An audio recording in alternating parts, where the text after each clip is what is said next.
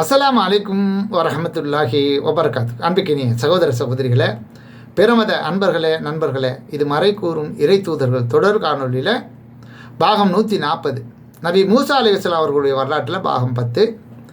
இதோடைய தொடர்ச்சியை முந்தைய காணொலியில் அந்த பெண்கள் இவர் நல்ல வலிமை உள்ளவர், மிகவும் நண்பகமானவர், எனவே இவருக்கு ஒரு வேலையை கொடுத்து நம்ம கூடவே வச்சுக்கலாம் அப்படின்னு சொல்லி ஒரு சிபாரிசு செய்கிறாங்க தந்தையிடம். பிறகு அந்த தந்தை நபி மூசா அலைஹிஸ்ஸலாம் அவர்கள்ட்ட ஒரு ஒப்பந்தம் போடுகிறார். என்ன ஒப்பந்தம் கேளுங்க. 8 ஆண்டுகள் நீர் எனக்கு வேலை செய்ய வேண்டும் என்ற நிபந்தனையின் அடிப்படையில் எனது இந்த ஒரு புதல்விகளில் இந்த 2 பெண்களில் ஒருத்தியை உமக்கு நான் மனமுடித்து தருகிறேன். மேலும் 10 ஆண்டுகளாக நீ முழுமையாக்கினால் அது உண்மை சேர்ந்தது. 8 ஆண்டு நிபந்தனை என்ன, நீயா விரும்பினால் அதை 10ஆகவும் செய்யலாம். ரொம்ப என்ன பண்ணுறாரு, ரொம்ப முக்கியமான விவரமாக இருக்காது அவரும். அப்போ நீ ஒரு 10 ஆண்டாக பூர்த்தி பண்ணினாலும் நல்லது தான், என்ன அது உண்மை சேர்ந்ததுன்னு சொல்லி நான் உமக்கு சிரமம் தர விரும்பவில்லை, லேசானதான் விரும்புகிறேன்.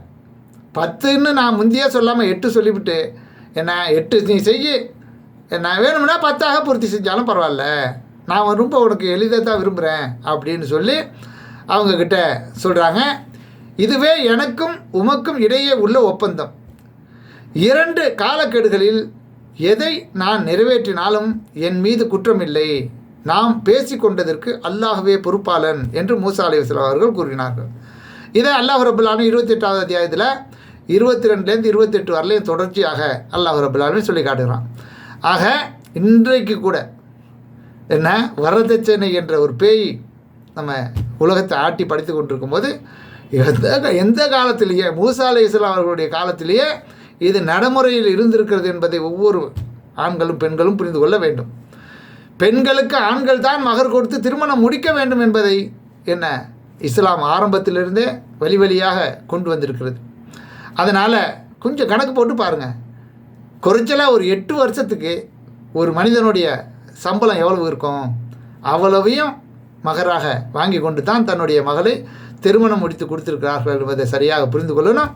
ஆக நம்மளும் நம்முடைய வாழ்க்கையில் இந்த வரதட்சணையை ஒழிப்பதற்கும் வரதட்சணைங்கிற பேயை ஒழித்துவிட்டு மகர் என்ற இஸ்லாம் நிர்ணயித்துள்ள அந்த ஒரு தொகையை கொடுத்து தான் மணமகன் திருமணம் முடிக்க வேண்டும் என்பதை இந்த ஒரு வரலாற்றில் சேர்த்து நம்ம பதிவு செய்து கொள்ள வேண்டும் என்பதை அன்போடு உங்களுக்கு சொல்லிக் கொள்கிறேன்.